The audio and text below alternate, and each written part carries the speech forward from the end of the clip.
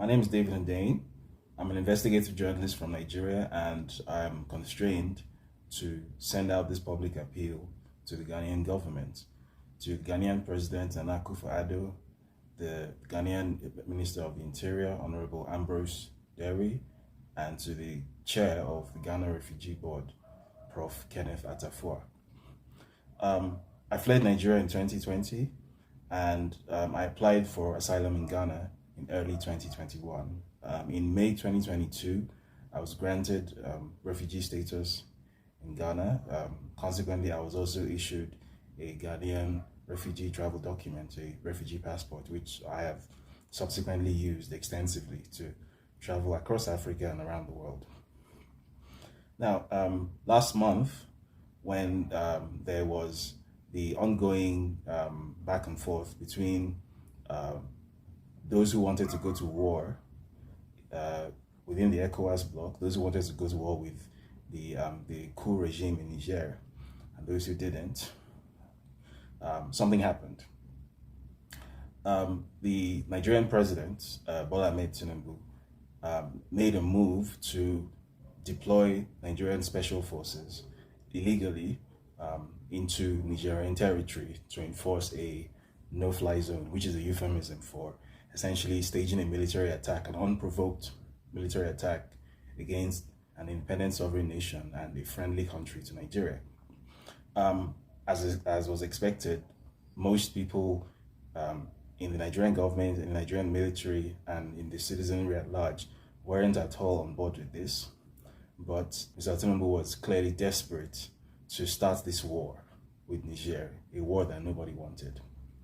Subsequently, a secret document was leaked to me, a document which contained basically attack instructions and staging plans for this illegal invasion of Niger. And I knew that by putting this document out, I could potentially stop a catastrophic invasion, which would lead to an immense and unnecessary loss of West African life. So that's exactly what I did. Early August, I put out this document. And it had the desired effect. It did, in fact, stop the invasion. Subsequently, Mr. Tinubu then tried to seek permission from Nigeria's Senate to deploy the Nigerian military into Niger. The Senate knocked this back. And to all intents and purposes, the invasion essentially became a stillbirth, right? It didn't happen. Which, from the point of view of, I think, any right-thinking person in the ECOWAS sub-region, was definitely a good outcome, right? What definitely under no circumstances should have happened should have been a military invasion of Niger by Nigeria, leading to an outcome that no one would have been better off. Well, I could spend an hour explaining the many different ways that this would have been a terrible idea, but I'm sure most people know this just as well as I do. It would have been something that would have been catastrophic and would have benefited nobody except probably Mr. Tinubu himself. Now, after I leaked this document, I was made aware from several sources that the Nigerian military establishment and the Nigerian intelligence establishment became essentially particularly enraged with me. So I've been a person of interest for a long time, but with that I became designated as something of an enemy of state. And as my, as fortune or luck, bad luck would have it, just a month before this happened, the fact that I do travel with a Ghanaian passport, that I have a Ghanaian passport and I travel with it, had become exposed to the public through no fault of my own, following a very unfortunate event in Zimbabwe, after which the permanent secretary at the Zimbabwean Ministry of Information, probably thinking that he was scoring a point against some sort of foreign journalists, following their issues with foreign journalists, decided to tweet to a global audience the fact that I did claim asylum in Ghana and that I travel with a Ghanaian travel document. As a result of this, the Nigerian establishment knew who to speak to if they wanted to get a hold of me. They were aware that I had claimed asylum in Ghana and that I used a Ghanaian travel document. So I was informed that a Nigerian intelligence agency, I'm not sure whether it was the National Intelligence Agency or the Defense Intelligence Agency, but one of these foreign intelligence institutions dispatched a jet to Accra to basically have me illegally rendered to Nigeria. Apparently, they wrote a letter to the Ghanaian government accusing me of apparently aiding terrorism by supposedly revealing the locations of soldiers, and apparently I was also guilty of treason, whatever that means. Now, it seemed as if the matter was going to end there. But more recently, I've come to find out that the Tinubu government is still trying very hard to enact some sort of illegal rendition. So the latest tactic apparently is to lean on the Ghanaian government and accuse me of having apparently sabotaged an ECOWAS mission, and in so doing, basically compromised the bloc security of the ECOWAS region, in which case Ghana, being itself an ECOWAS member, is then obligated to cancel my asylum, to revoke my refugee status, and to revoke my Ghanaian passport.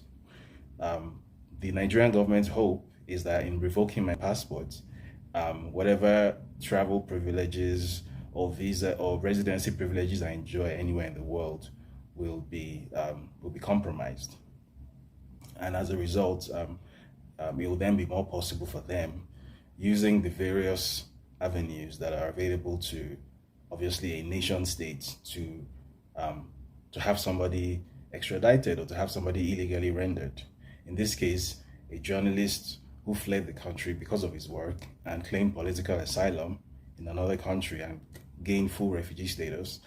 But the Nigerian government obviously has no problem trying to flout international law in this way. Now, the reason I'm making this appeal publicly to the Ghanaian government and to the individuals I mentioned at the outset is because I'm aware that even though the Ghanaian government, as I mentioned, has a very relatively great track record when it comes to obeying international law and not behaving obnoxiously in the international space, which was why I chose to claim asylum in Ghana in the first place.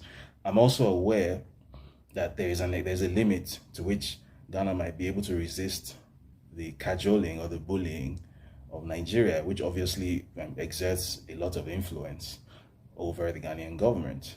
So I thought it would be prudent to put this out there. I know that the Nigerian government is trying to do all of this in secret, which is why I was only able to obtain this information, through a fashion, right? This isn't information that is out there, but I'm putting it out there on purpose, hoping that it makes some kind of a difference, because at the end of the day, I do believe that just the same way as Ghana had every opportunity to give me up in the first place. When I claimed asylum in Ghana, there was every opportunity to use me as a diplomatic bargaining chip with Nigeria if it wanted to. But I know that Ghana is not that kind of country. I know that the Ghanaian government historically has a lot of respect for international law. The Ghanaian government historically has a very strong Pan-Africanist outlook, and the Ghanaian government generally tends to lend itself to being a safe haven for people who are fleeing political persecution from wherever they are in West Africa, in Africa, and in the world at large. There's a very good reason why even during my time in the safe house in Accra, there were quite a number of journalists and whistleblowers who were in similar situations, who were also spending time in Accra. They weren't even just from West Africa or even from Africa. There were people from Europe there as well. That's the kind of stellar reputation that Ghana has when it comes to being a safe haven and an oasis of stability in what is generally still a very unstable area.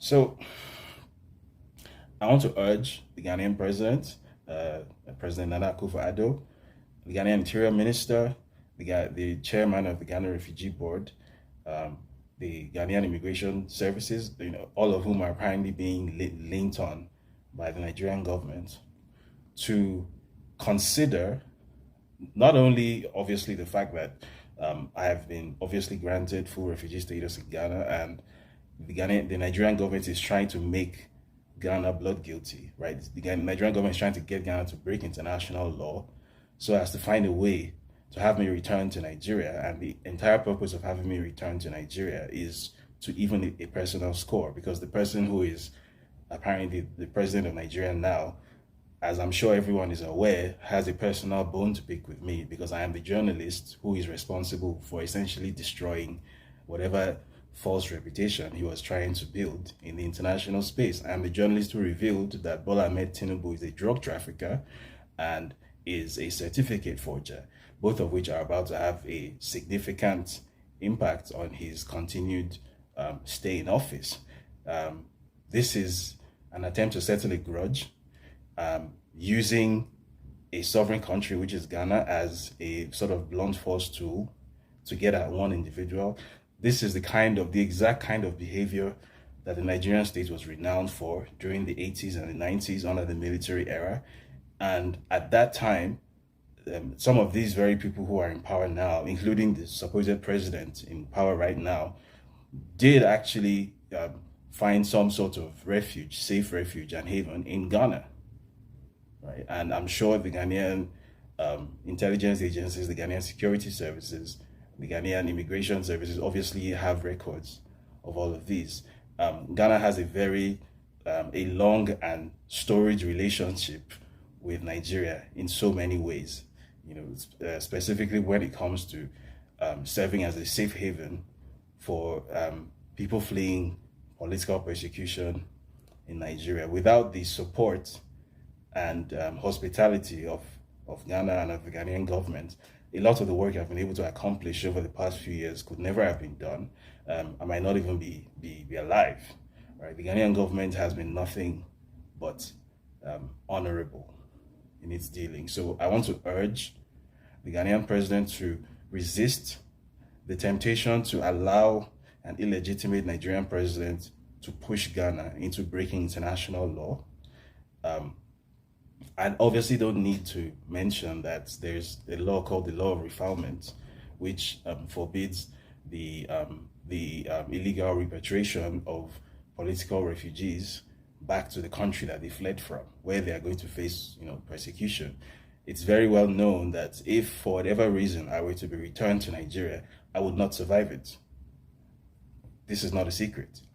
So I'm putting this appeal out there publicly. I wasn't going to do this initially, but seeing as it doesn't look like there are that many options left, and the fact of my use of a Ghanaian passport and my permanent residency in Ghana is going to be used, or is the Nigerian government is trying to weaponize that, and Ghana, for all its best efforts, for all its best intentions, might not be able to resist the bullying of the Nigerian government. I'm constrained to put this message out in the public domain, at the very least for record purposes. So if anything were to happen to me, I hope it doesn't happen, but if something were to happen to me, everyone should know who is responsible for it and under what circumstances these things happened.